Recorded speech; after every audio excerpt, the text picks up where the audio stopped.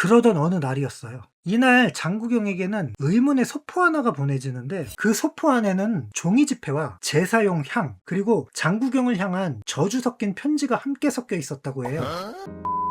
지난 이야기에서 가수로서 큰 성공을 거둔 뒤 배우로서도 빠르게 성장한 장구경. 이럴 듯 최고의 정점을 찍었던 그가 갑자기 느닷없이 은퇴 선언을 하고 캐나다로 이주를 해버리는데요. 과연 그에게 무슨 일이 있었던 걸까요? 오늘은 그 네 번째 이야기이자 마지막 이야기를 해보겠습니다. 수려했던 외모와 청순한 이미지, 그리고 뛰어난 연기력과 가창력, 그 무엇 하나라도 빠질 게 없었던 그였기에 수많은 팬을 보유한 그였던 만큼 요즘 흔히 말하는 그에 반대되던, 즉 안티팬도 많았어요. 그렇다면 좀 과거였던 1984년으로 거슬러 올라가 볼까요? 당시 장구경은 모니카라는 곡으로 7년간 부동의 1위를 지키던 알란탐을 제치고 기어이 1위를 차지하며 스타덤에 등극하게 되는데, 이때를 기점으로 장구경과 알란탐의 양강구도가 형성되기 시작한 거예요. 그렇다면 이게 뭐가 문제냐 하실 수 있겠는데, 네, 맞아요. 아무 문제 없었어요. 최소한 이 두 사람한텐 말이죠. 문제는 이 두 사람을 지지하는 극성 팬들과 언론이었죠. 알란탐의 팬들은 언제나 장구경이 남성답지 못하다며 조롱하기에 일쑤였고, 흔히 황색 언론이라고도 하죠. 바로 이 홍콩의 황색 언론들에게 장구경이라는 스타는 그들의 아주 좋은 타켓이었는데, 거기에 홍콩의 악명 높은 파파라치들한테도 그는 자유로울 수가 없었죠.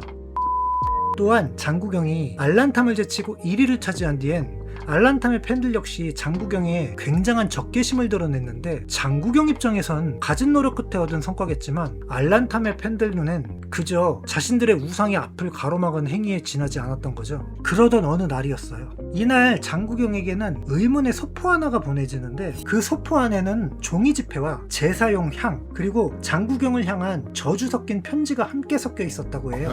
이건 장구경을 미워했던 알란탐의 팬들 중 한 명의 소행으로 밝혀졌는데, 홍콩에서 종이 지폐와 제사용 향은 노잣돈을 의미한다고 합니다.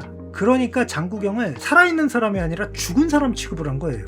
당시 장구경의 안티들이 얼마나 그에게 적대적이었음을 알 수 있는 대목이죠. 그리고 홍콩의 파파라치들의 극성 또한 만만치가 않았는데, 이렇게 연예계에 회의감을 느낀 장구경은 모든 것을 다 정리하고 1990년 캐나다로 이주하게 된 거죠.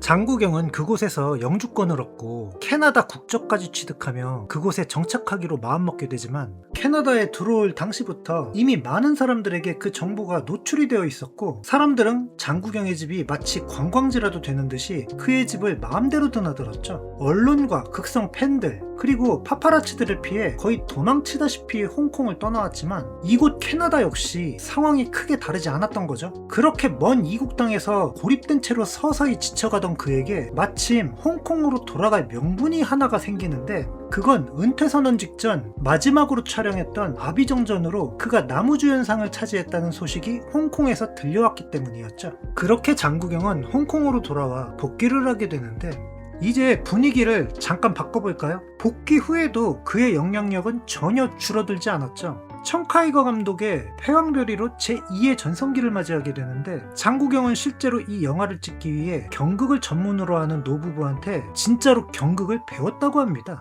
바로 여기서 장구경의 인간미를 엿볼 수가 있어요. 그는 촬영이 끝난 뒤 실제로 자신에게 경극을 지도해준 노부부께 감사 인사를 전했다고 하는데, 그게 뭐 별거냐 할 수도 있죠.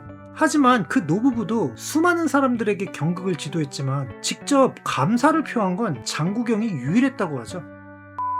영화 패왕별이는 제46회 칸 영화제에서 황금 종려상을 수상한 작품이기도 한데, 이때 칸 영화제에 청카이거 감독과 함께 초청되어서 그곳에서 어디서 이렇게 뛰어난 배우를 발굴해냈느냐라는 이 질문에 장구경은 내가 헐리우드에 진출하더라도 나는 밑바닥부터 다시 시작해야 하는구나, 그러면서 이럴 바엔 차라리 홍콩에 남아 홍콩의 넘버원으로 남는 것이 낫다는 이런 말을 남겼다고 하죠. 이렇게 화려한 복귀를 함에 따라 제2의 전성기를 맞이하는 듯 했지만, 복귀를 한 건 장구경뿐만이 아니었죠.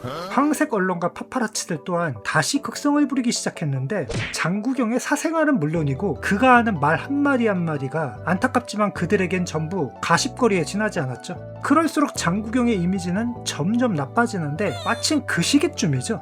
영국령 홍콩에서도 곧 있을 변화의 순간을 맞이해야만 했죠. 그래서인지 이 시기 홍콩 영화가 유독 많이 쏟아져 나왔던 시기인데, 그중 대표적인 작품 중 하나가 해피투게더.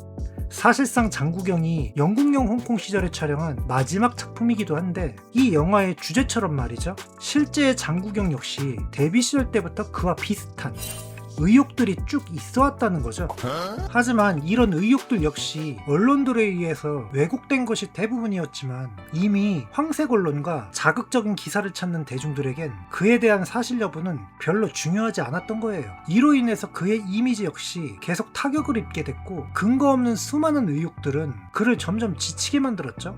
이미 오래전부터 그는 심각한 우울증을 겪고 있었는데, 불행히도 그 증상은 점점 악화되고 있었어요. 하지만 장국영에게는 그를 지탱할 수 있는 또 다른 꿈이 하나 있었어요. 그건 바로 영화 감독의 꿈이었죠. 하지만 세상 일은 쉽지 않았어요. 모든 배우 활동을 뒤로하고 영화 감독으로서 제2의 인생에 도전했지만, 이것마저도 투자자의 사기 행각이 드러나자 그 꿈을 허무하게 접을 수밖에 없었죠. 그와 동시에 많은 영화 관계자들의 신뢰까지 잃고 마는데, 문제는 그의 우울증도 걷잡을 수 없이 악화되고 있었다는 거죠.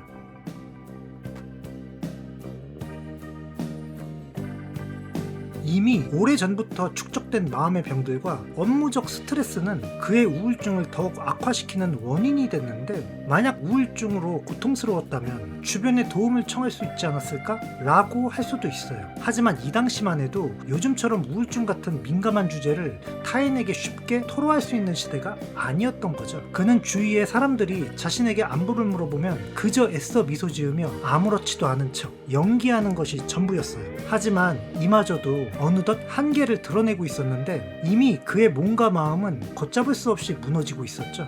그렇게 그 운명의 날이 찾아옵니다. 사건 당일이던 2003년 4월 1일, 홍콩 만다린 호텔에 묵고 있던 장국영은 호텔을 빠져나와서 오랜 친구였던 디자이너 막화병과 점심을 같이 한 뒤 매니저였던 진숙분에게 5분 뒤 호텔 정문으로 나와달라는 부탁을 하게 되는데, 분위기가 뭔가 심상치 않음을 직감한 진숙분은 서둘러 호텔 정문으로 뛰어갔지만, 그곳에서 그녀가 발견한 건 24층 높이에서 극단적 선택을 한 채로 싸늘한 주검이 돼 있는 장국영이었죠. 마지막 순간까지 자신의 시신마저 파파라치와 황색 언론에 의해 모욕을 당할 것을 두려워했던 그가 마지막으로 20년간 함께한 자신의 매니저에게 사후 처리를 부탁한 것이 아니냐는 추측인데, 역시나 진숙부는 장국영의 예상대로 그의 유해를 재빨리 코트로 덮었고, 기자들과 파파라치들이 사진을 찍지 못하게 했죠. 사람들은 이것을 진숙분의 마지막 임무였다고. 그리고 그 마지막 순간, 당시 장국영의 나이는 향년 46세였어요.